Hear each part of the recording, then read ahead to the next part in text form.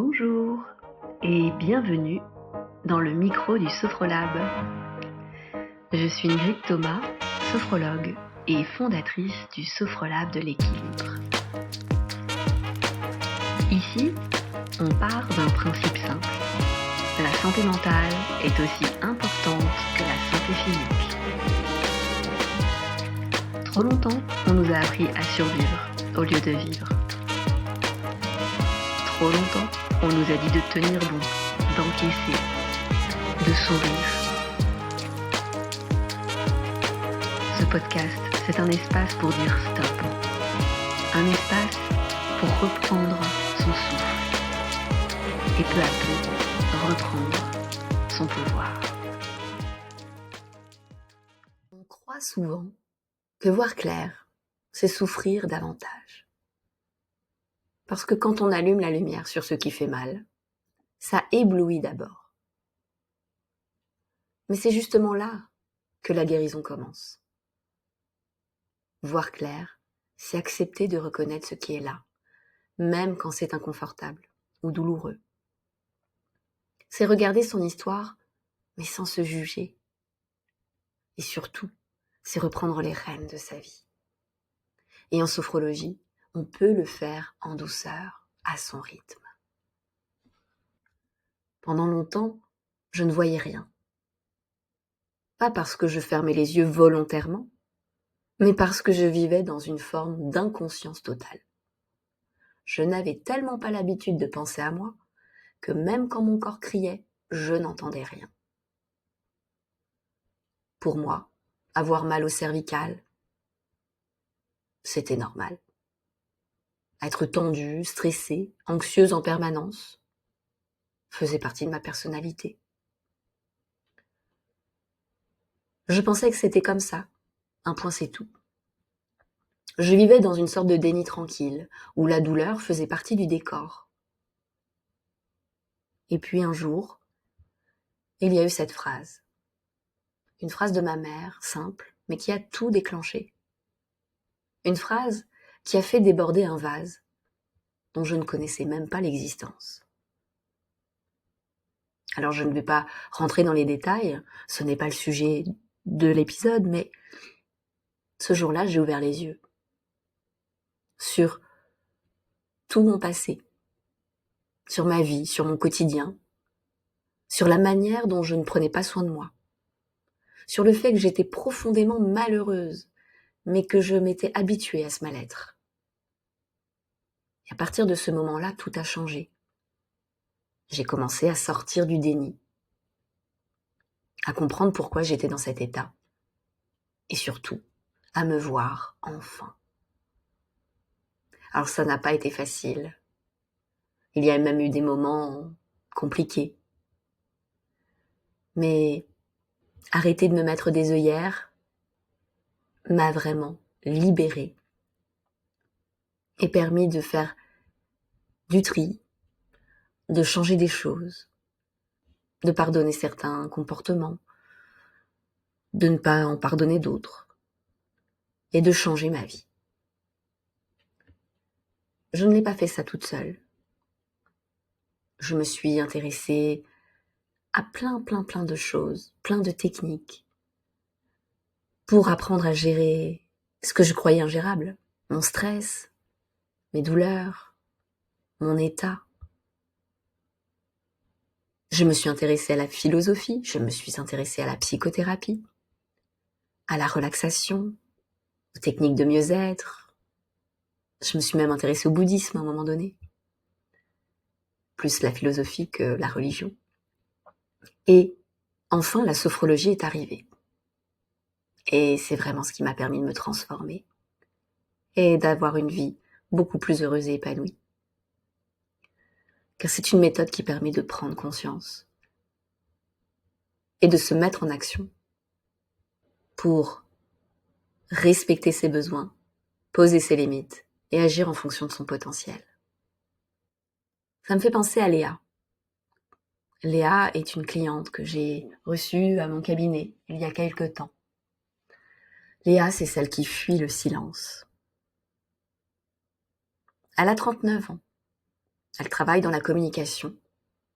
Elle court toute la journée, entre ses mails, ses réunions, ses enfants, ses notifications.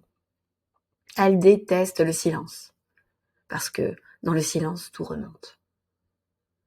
Alors elle s'occupe, elle anticipe, elle planifie. Il y a toujours la télé ou la radio ou une musique quelque part, quelque chose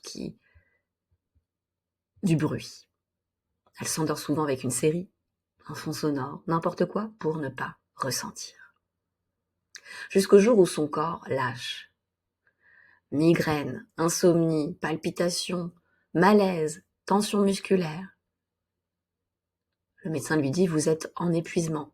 Si vous continuez comme ça, vous foncez droit dans le mur. Là, c'est presque le burn-out. Léa ne comprend pas. Elle dit, mais je vais bien, c'est juste une période difficile. Je vais remonter la pente. Et pourtant, c'est son corps qui voit clair pour elle. Il l'oblige à s'arrêter. Et c'est là, dans ce vide imposé, que commence sa vraie guérison. Parce qu'elle ne peut plus fuir ce qu'elle ressent.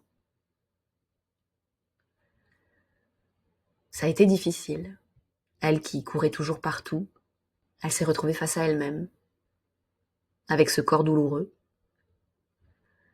Et c'est là qu'elle a entrepris de travailler avec moi. On a ensemble mis en lumière ce qui n'allait pas. Et de prise de conscience en prise de conscience, on a avancé. Et Léa a pu reprendre sa vie, mais dans un bien meilleur équilibre. Sans avoir peur du silence, mais au contraire en l'ayant apprivoisé et en s'accordant des pauses régulièrement pour revenir vers elle, ne pas s'oublier, prendre soin de soi. J'ai envie de te parler de Thomas maintenant, une autre personne que j'ai accompagnée. Celui qui comprend tout, mais qui ne ressent plus rien. Alors, avec lui, c'est un peu différent. C'est quelqu'un d'hyper lucide et très intelligent. Il a lu des dizaines de livres de développement personnel. Il connaît les 5 blessures de l'âme par cœur. Il a fait des études de psycho. Il analyse tout le temps. Très intelligent. Il a l'esprit vif. Et ce qu'il dit est vraiment pertinent. Mais quand on lui demande ce qu'il ressent, il ne sait pas répondre. Dans son enfance, il avait un père très exigeant. Un homme convaincu que montrer ses émotions, c'était être faible. Thomas fait partie de cette génération où on éduquait les petits garçons à ne surtout pas pleurer. Et son père était intransigeant là-dessus. Alors Thomas a appris à penser plutôt qu'à sentir, à contrôler plutôt qu'à s'autoriser. Il comprend tout mentalement, mais il ne vit plus rien émotionnellement. Un jour, à mon cabinet, lors d'une pratique de sophrologie, il s'est autorisé pour la première fois à pleurer. Ça lui a fait énormément de bien, mais en même temps, c'était dur. Et il m'a dit ensuite, c'est comme si j'avais lavé mes lunettes. Tout est plus net, plus vrai. Mais ça fait mal. Voir clair pour Thomas, ça a été d'arrêter de tout comprendre et de commencer à ressentir. Et c'est exactement ce que l'on fait en sophrologie. On met le mental entre parenthèses, au repos. Il nous laisse tranquille pour qu'on puisse enfin se centrer sur son corps et ses sensations, ses émotions. Et notre corps nous parle, nous montre des choses, nous permet de nous connaître mieux. Et Thomas a pu, avec l'entraînement aux techniques de sophrologie et tout le travail qu'on a fait ensemble, s'autoriser davantage à ressentir. Ce n'était plus le même. Et il était beaucoup plus apaisé, beaucoup moins fatigué aussi, parce que de réfléchir tout le temps épuise. Et il a pu trouver peu à peu son équilibre. Et il a réglé quelques comptes avec son père. En sophrologie, on apprend à observer sans juger, à faire de la conscience un espace de clarté douce. Dans cette tranquillité interne, voir clair, ce n'est pas tout décortiquer, non. C'est accueillir ce qui est là, avec bienveillance. C'est comme allumer la lumière dans une pièce en désordre. Au début, c'est un peu choquant. Mais sans lumière, tu ne peux rien changer. Tu ne peux rien ranger. Tu ne peux rien transformer. Passons maintenant à notre petit exercice de sophrologie. Je t'invite à t'asseoir confortablement, à fermer les yeux si tu le peux, mais ce n'est pas obligatoire. Inspire profondément. Expire doucement.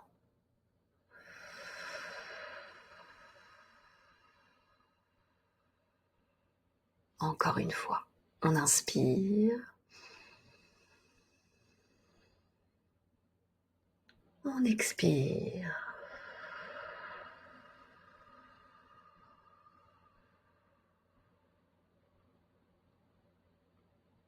Encore une fois, on inspire.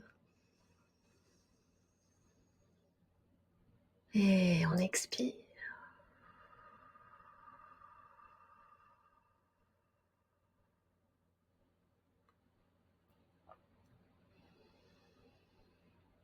Reviens en respiration libre. Détends les muscles de ton visage. Défronce les sourcils, desserre les mâchoires. Libère ta nuque. Baisse tes épaules. Détends tes bras, tes mains. Prends conscience de ta cage thoracique, de ton ventre, bercé par le doux mouvement de ta respiration. Ton dos de haut en bas, ta colonne vertébrale, les muscles, les lombaires. Sens la présence de tes hanches, tes cuisses, tes jambes et tes pieds. Tout ton corps en train de se relaxer.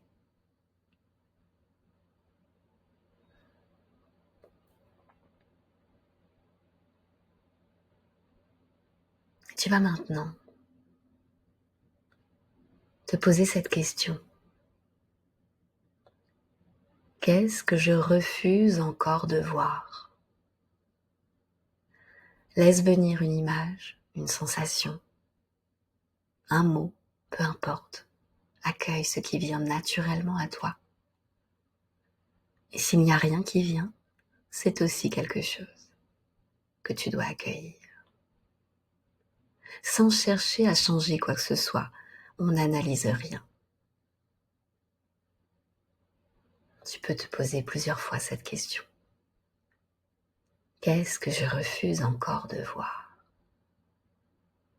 Ne cherche pas, laisse venir les réponses à toi. Peut-être que tu vas tout de suite ressentir quelque chose. Peut-être que ça viendra plus tard. Allez, encore une fois. Qu'est-ce que je refuse encore de voir? Respire à nouveau profondément. Souffle doucement. Imagine que tu déposes un peu de lumière sur ce qui vient. sur ce qui pourrait venir comme réponse à cette question.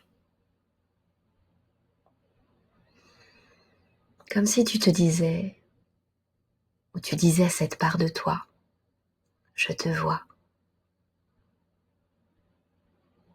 Tu le dis avec toute ta bienveillance.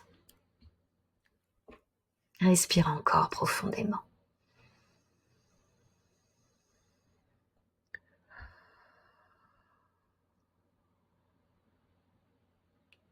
Voir clair, ce n'est pas se juger, c'est se reconnaître.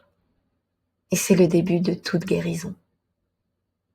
Parce que ce qu'on fuit nous poursuit, mais ce qu'on regarde nous libère. Alors si cet épisode t'a parlé, abonne-toi si ce n'est pas encore fait, partage-le. Peut-être as-tu un ami, un proche qui pourrait en avoir besoin.